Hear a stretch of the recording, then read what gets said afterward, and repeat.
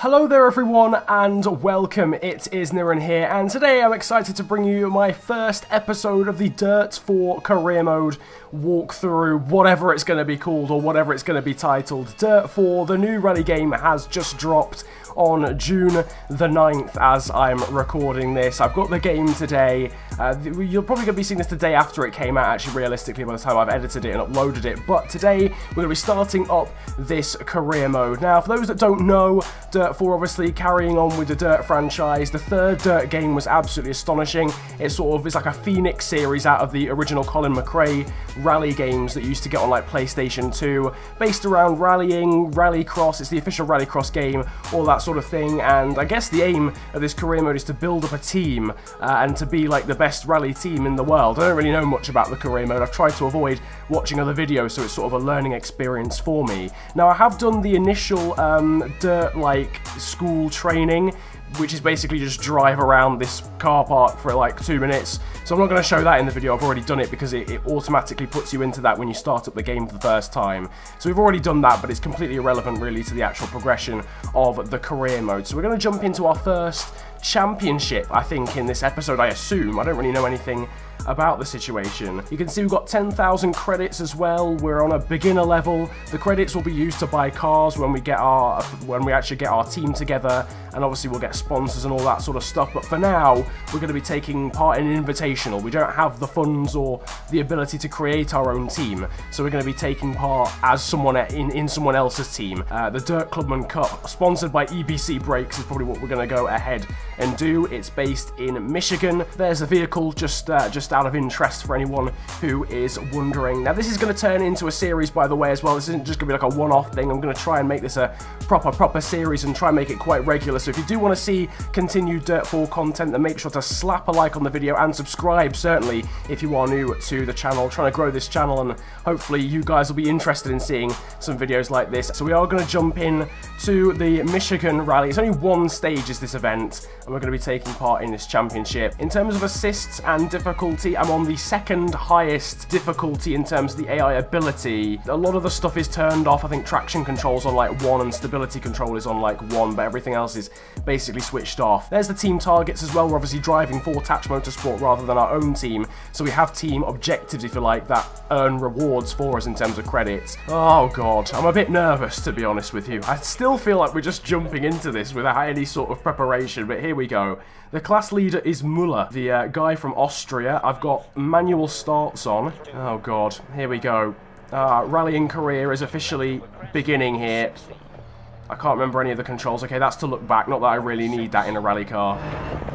And left 5, 40 through dip, right 6 over. Now, I did do a career mode, a little series for a while on Dirt Rally, and anyone who watched that will know my style in terms of I don't always talk. I do just allow like you to hear the pace notes and the engine noises, because I understand that's quite nice to hear sometimes rather than just hearing me talking non-stop, and it allows me to concentrate and avoid making mistakes, which I almost did there. We've gone green in the first sector. The first sector, it's not a sector in rallying, is it? It's a split. We've gone green in the first split so far. 200 over bumps, 100. Left 6, don't cut.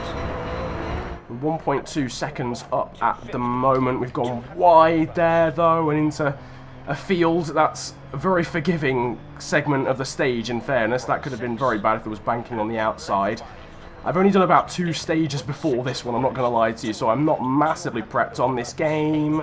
So we go wide again there. Round the final corner, though, round the final bend. And we end the stage. We've won it in the end, but by 5 seconds, actually, as well. Which I wasn't particularly expecting, but we'll stop next to the marshal. Cheers, mate. There we go. And we have won our first stage. I believe this is only a 1-stage championship as well, so I'm not entirely sure. That might be it done. We might have won just completely straight away. I don't know the format of this because I haven't really watched any videos from anyone else, so I'm sort of learning as I go along, like you guys are. Job done. The little celebration screen at the end means the event is in fact over. The Dirt Clubman Cup has been won. 25 points to ourselves ahead of Muller and Alvarez. we take the win in our first event. I'm sure Tatch Motorsport will be very pleased with us. Ourselves and Nicky Grist, obviously the legendary co-driver, who I think obviously was a co-driver for Colin McRae back in the day. But there we go, we've earned 2,250 in credits as well for passing the objectives, and we've earned several more in terms of prize money as well, and a career milestone. I'm guessing that just being our first event. So overall we get 18,900, which is not bad at all. Okay, so supposedly we've progressed from being just local rally drivers now to being regional rally drivers, and we've earned a new license as well, which is the B license. So that's pretty damn cool. Already making strides in our career, that's what I like to see. Honestly, I've got no idea what we're actually gonna like achieve in this episode, because I don't know how many stages and rallies we're gonna do, but I don't know the situation. I don't know, so we're just gonna see how it goes. It's the DirtFish graduation rally is next up in the Rally B license, and again we are driving for Tatch Motorsport, but this time it's 2 stages. Now the stage that we've just done was really quick. I mean, it was like 2 minutes long, so we can definitely afford to fit some more stuff in. Now this time we're actually allowed to drive for another team. We've got a good team relationship though already with Tatch Motorsport, whereas our team relationship with LNX Motorsport is only okay. Now I don't know if that affects the prize money you get. No, it says the team cut is 61%, so I kind of just want to do different things, so I'm just going to jump in the Opel Adam and we'll drive in this car instead, because it's just different, isn't it? So we're going to mix things up a bit. I don't know whether it's the bad decision. I don't really know what the team's rapport with you means or what sort of perks it has, but we're going to mix things up and we're going to drive in the Opel Adam R2 for this event. It's in Michigan again, it's in the USA, but this time it's 2 stages long. We got off to a winning start in our first stage, in our first event, winning by 5 seconds in Michigan, and we'll be hoping for something pretty similar. This is a pretty short stage again, only 1.89 miles, so again should be like a 2.5 minute job. Once again, we've got team targets. The first one is the second one that we had in the first event, to do with completing the event with less than 4 seconds in penalty times, and also stage wins. We are meant to win 1 stage over the course of the 2-stage event. One thing I'm really liking, you know, as well, that nobody's actually talked about on this game so far, is that little event news at the bottom. Like, it always seems quite different. It always seems different, you know what I mean? It's actually really cool. It gives like a background of what else is happening in the rally. Like, someone had just been disqualified, it was saying just then. Someone else got a puncture. Mr. Alvarez is the fastest through the stage with a time of 1 minute and 18 seconds, so that's the time that we're going to be trying to beat. Look at the left-hand side indicator. What has Alvarez got in the back of his car? Because his starts are flipping illegal. Well, they should be anyway. I mean, that's ridiculous. He's probably got off the line like 4 seconds faster than us or something. I don't quite know how that's happened. Hey, cheeky little water splash. Right 5. Which has slowed us down dramatically. How are we... I've been like flat out this entire stage. How are we slower by so much? I don't think I've lifted off the throttle at all, and we're down in 9th. How are we 9th? Right 4 long tightens, keep in. Oh no, that's a mistake. That's a mistake. That's definitely not going to help our cause. We're already slow. We were 5th across that split, but literally we crashed about 4 yards after the split, so we're definitely going to drop back down again. Okay, this co-driver's pace notes are way too late. Like, I was basically at that 4 left. Oh my god, I completely forgot to slow down. Okay, I may have caused damage to spectators there. I did forget to slow down. We somehow still managed to take 4th in that event, which isn't too bad considering the mistake. I think we probably could have got 2nd or 3rd without that mistake, although I didn't see the timing screens. How far off were we? We were only 2.1 seconds off 2nd, so we definitely would have got that, I think, without that mistake realistically. But that Alvarez guy, no, I'm sorry, he's using a different car. He's not actually using an R2 car. That's actually disgraceful. We got some minor body damage out of that after our little clip with the bank, but I can't imagine that's going to hurt us too much into the 2nd stage, which is where we're off to now. We're going to try and build on that 4th place and see if we can at least rise up into 2nd. That seems realistic unless that Alvarez guy retires or has some sort of serious mishap in the 2nd stage. This one is just under 2 miles, pretty similar length realistically. The team targets are still there. At the moment we haven't won a stage so far. I think that's going to be difficult with the pace that Alvarez, the Argentinian guy, seems to have. He was 5 seconds quicker than everyone else, I think, or 3 seconds at least. So you can see the damage there is actually a little bit extensive on the front right corner, but I don't think it'll slow us down too much. We have got repairs that we can make, but I doubt they're going to be longer than 30 minutes realistically. In fact, there's nothing at all on the power unit drivetrain or anything else for that matter. We'll go for a standard fix because we can afford to. There's nothing else that is really that pressing. We've got no damage here to any of the other segments of the chassis. Obviously, for anyone who doesn't know, you can fix the car in between stages. I think it's every other stage in certain events, but this one they've allowed it halfway through the event. And obviously you've got a certain amount of time, you've got 30 minutes, otherwise you incur a time penalty in the actual rally. Thankfully we don't have to pay for the repairs as well because we're driving for for someone else's team, but when we set up our own team, obviously we will be paying for the repairs out of our own pocket. No incidents according to our co-driver. Alvarez again is the class of the field after the first 3 drivers. 3, 2, 1, go. Not sure if we can beat him. Once again, it seems as if he's got a rocket out the back of his car because he's up on us already. Don't cut. Yeah, one thing I'm definitely going to do is I'm going to adjust, because there's one thing you can do on the settings where you can adjust how early or late your co-driver mentions the next corner, and I think it needs to be a little bit earlier for me. Oh, hello. That slowed us down a little bit. I love a good water splash, I'm not going to lie. Keep left over crest. Left 5. Oh, bit deep into there. I was forgetting really that the handbrake has absolutely no effect in an R2 car, whereas you can really kick the back out in cars with more horsepower. We're basically level with Alvarez at the moment. We were green through the first split, but we lost it then in the second, although we appear to be up on him again now. 4 gone. And right 6. 250. 200 over bumps. 200. As I was saying, I've not got many assists on realistically, and the handling is on simulation, so this is going to be quite a challenge, especially when we get into quicker cars. It's a really quick section though, this. I'm liking this. In fact, that's literally it, across the finish line. Mad. Oh, hello, hello. Get it slowed down. Just about in the end. And we've won the stage.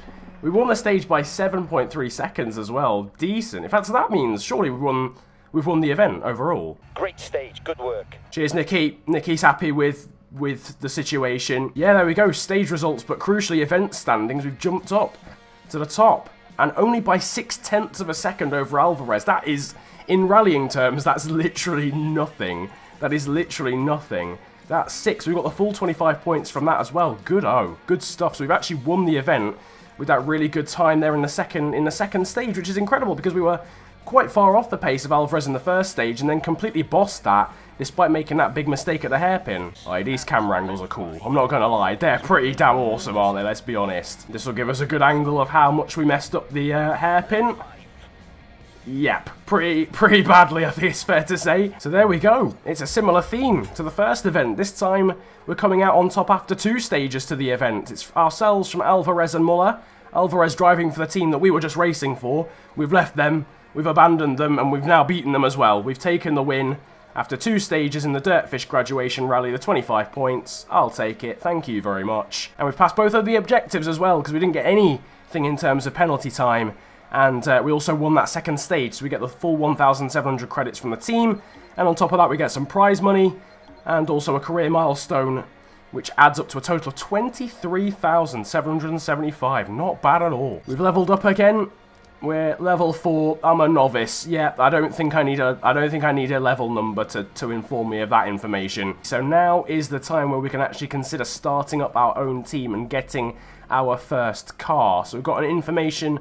We've got an information, ladies and gentlemen. No, we've got an email from Mr. Hartman saying that he thought I'd be interested in knowing that you've received an invitation to drive with L&X Motorsport. Okay, that's fantastic. I don't care about that, Mr. Hartman. What I do care about is starting up my own team. Okay, I need to buy some vehicles. That's what I need to do. That would make sense. We've got nothing in the garage, obviously, but we can look at the dealership, which is where we get the new cars, and we can get the classifieds, which is where we can get the sort of the pre-owned cars, the ones that have already been owned by someone else and they're selling them on eBay or whatever. Anywho, the reality is the only ones we're going to be able to buy are, in terms of a Ford, are the R2 cars. So if we go to the dealership, obviously all of the cars are in stock and they're there. Here's the Ford Fiesta R2, and we've got the Opel Adam. The Ford Fiesta is 45k in credits and the Opel Adam is 46.5k.